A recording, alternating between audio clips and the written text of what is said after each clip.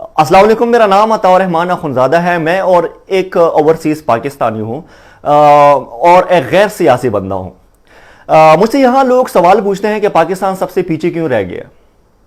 वो लोग कहते हैं कि पाकिस्तान का सबसे बड़ा दुश्मन अमेरिका, यूरोप और कोई भी मुल्क नहीं है। पाकिस्तान का सबसे बड़ा जो दुश्मन है वो पाकिस्तानी लोगों की जहालत है। जिस मुल्क में पैसों, सड़कों, नालियों और ट्रांसफार्मर के लिए वोट दिया जाता है, वहां पे हजरत उमर जैसे हुक्मरान नहीं आते, वहां पे ठेकेदार हुक्मरानी करते हैं। अल्लाह ताला ने आप लोगों को एक अलग मुल्क दिया और उस मुल्क के दो टुकड़े आप लोगों ने कर दिए। अल्लाह ताला ने आप लोगों को कई लीडर दिए, लेकिन आप लोगों ने उनका कदर नहीं किया। आजाद है, आजाद कहते हैं कि कायद आजम जैसे लीडर अल्लाह ताला ने आप लोगों को दिया। उन्होंने आप लोगों को एक अलग मुल्क दिया, लेकिन वो आप लोगों के जहन को आजाद नहीं कर सका। कहते हैं उसके साथ आप लोगों ने किया जिसने आप लोगों को एक वतन दिया, एक मुल्क दिया, आप लोगों ने उसके साथ किया। कहते हैं उसको ट्यूबरक्लोसिस की बीमारी थी, टीबी की बीमारी थी, उसके मुकम्मल फेफड़े खत्म हो गए थे। पाकिस्तान में उनका प्रॉपर इलाज नहीं किया गया। कभी उसको एक जहाज में बिठाते हैं, एक शहर लेके जाते हैं, कभी दूसरे शहर लेके जाते हैं। कहते हैं जिस जहाज में उसको बिठाया गया था उसमें ऑक्सीजन की मिकदार की कमी थी, और जो एम्बुलेंस उसके पीछे लाए थे, उस एम्बुलेंस आधे रास्ते में खराब हो गई थी।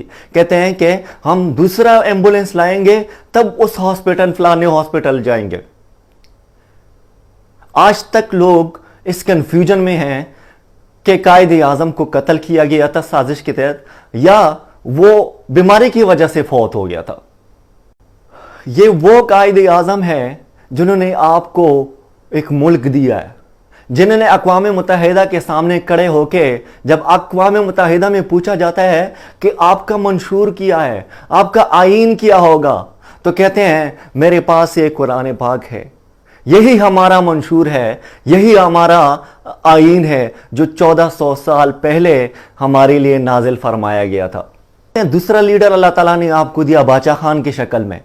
बादशाह खान ने पाकिस्तान के लिए बहुत कुर्बानियां दी हैं। बादशाह खान ने कहा था कि अगर ये मुल्क आज़ाद है तो इसमें पॉलिसीज खुद बनानी चाहिए, ये मुकम्मल खुद मुख्तार होना चाहिए। यहां अभी भी गुलामी हो रही है, इसको मुकम्मल आज़ाद किया जाए। ये अभी भी मुकम्मल आज़ाद नहीं है। उन्होंने 18 साल जेल में गुजारे, वो सिर्फ इस वजह से क्योंकि वो गुलामी बर्दाश्त नहीं कर सकता था। वो गुलाम, अपने लोगों को गुलाम नहीं बनाना चाहता था। वो कहते हैं यहाँ पे खारजा पॉलिसी आज़ाद नहीं है।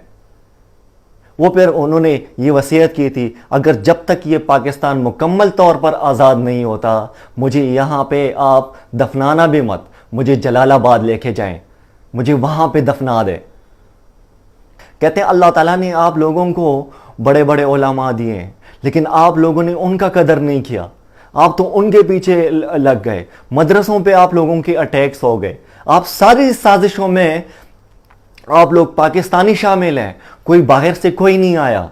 आपके उलमा पे मदरसों के अंदर अटैक होते हैं। ज़ुल्फ़िकार अली भुट्टो जैसा लीडर आप लोगों को अल्लाह ने दिया, आप लोगों ने उनका एहतराम नहीं किया, उनका कदर नहीं किया, उनका दिफा नहीं कर सके। कहते उसने पूरी उम्मत मुस्लिमा को इकट्ठा किया, एक पेज पे लेके आए। उन्होंने कहा हम घास खाएंगे लेकिन एटम बम बनाएंगे।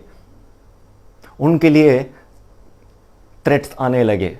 उनको कहा हम आपको इबरत का निशाना बनाएंगे। ज़ुल्फ़िकार अली भुट्टो जवाब भेजता है कि मेरे पाकिस्तान पे मैं और मेरे बेटे, मेरे औलाद, सब पाकिस्तान पे कुर्बान। मैं पीछे कभी भी नहीं हटूंगा। मैं पाकिस्तान को ये एटम बम बना के दूंगा। हमने उनके खिलाफ साजिशें की, हमने उनको फांसी पे लटकाया। फिर कहते हैं अल्लाह ताला ने आप लोगों को ज़ियाउल हक जैसा डिक्टेटर दिया जिसके मिसाल आज भी नहीं मिलती। उनने पूरी उम्मत मुस्लिमा को इकट्ठा किया, लीड करना चाहा, एक लीडर था। आप लोगों ने उनका भी कदर नहीं किया, उनके खिलाफ साजिशें करने लगे। ان پہ دباؤ آیا کہ جو ایٹم بم آپ بنا رہے ہیں اس پروسیس کو روک دیں, آپ امت مسلمہ کو اکٹھا نہ کریں. انہوں نے کہا ہم آپ کو بھی عبرت کا نشانہ بنائیں گے. اس کا جہاز ہٹ کیا گیا. کون سازشیں کون بنا رہا ہے؟ اسی پاکستان میں سازشیں بن رہی ہیں. اگر پاکستان کی فوج نہ ہوتی تو شاید آج پاکستان بھی نہ ہوتا. ڈاکٹر عبدالقدیر خان نے آپ لوگوں کے لیے ایٹم بم بنا دیا. کریڈٹ کوئی اور لے کے گیا, لیکن آپ لوگوں نے اسے نظر بند کر دیا, جیل میں ڈال دیا. یہاں تک کہ آپ لوگ تو ان کو امریکہ کے حوالے کرنے والے تھے. آپ لوگوں نے تو ان کی زندگی عذاب بنائی ہوئی تھی. جب وہ بیمار ہو گیا, وہ باقی لیڈر کی طرح یورپ نہیں جا سکا. ان کا بھی دفاع آپ لوگوں نے نہیں کیا. کہتے ہیں پوری دنیا کو پتہ چل گیا کہ پاکستانیوں میں کتنی غیرت ہے, مسلمانوں میں کتنی غیرت ہے. پوری دنیا کے سامنے قرآن پاک جلائے گئے. نبی پاک صلی اللہ علیہ وسلم کی شان میں گستاخیاں شروع ہو گئی. کسی نے ہمت نہیں کی پوچھنے کی. پھر آپ لوگوں کے پاس ایک لیڈر آیا. اللہ نے آپ لوگوں کو ایک دوسرا لیڈر دیا, Imran Khan. And my belief is, La ilaha illallah, there is no God but one. And we will fight. آپ لوگوں کی سوچ بدلنے کی کوشش کی, آپ لوگوں کو غلامی سے نکالنے کی کوشش کی, اور آپ لوگ ان کے بھی خلاف سازشیں کرنے لگے. کہتے ہیں جب وہ آیا, انہوں نے اسلام کا جنگ لڑا. انہوں نے دنیا کو بتایا کہ تمہاری ہمت کیسی ہوئی میرے نبی کے شان میں گستاخی کرنے کی. پوری دنیا کو اور پوری امت مسلمہ کو ایک پیج پہ لائے, اتحاد بنانے کی کوشش کی. یہی آپ لوگ ان کے خلاف سازشیں بنانے لگے. وہ کہتے ہیں عمران خان میں مجھے قائد اعظم نظر آ رہا ہے, مجھے باچا خان نظر آ رہا ہے, مجھے ذوالفقار علی بھٹو نظر آ رہا ہے, مجھے اس میں علماء نظر آ رہے ہیں. یہ اسلام کا جنگ لڑنا جانتے ہیں, دفاع کرنا جانتے ہیں. میں کوئی یوتیا نہیں ہوں, میں کوئی جیالہ نہیں ہوں, میں کوئی پٹواری نہیں ہوں, میں کسی بھی پارٹی سے تعلق نہیں رکھتا. لیکن صرف آپ لوگوں سے یہی سوال ہے کہ آج جو لوگ اکٹھے ہوئے ہیں ان کے کیا منشور ہے؟ یہ تو سب ایک دوسرے سے ان کا منشور مختلف ہے. ہم لوگوں کو سوچنا چاہیے, پارٹیوں سے نکل کر پاکستان کے بارے میں سوچنا چاہیے. اپنی انفرادی فائدہ نہ دیکھیں, پاکستان کا فائدہ دیکھیں. اس کے بعد تو ہمارے پاس کوئی آپشن نہیں ہے.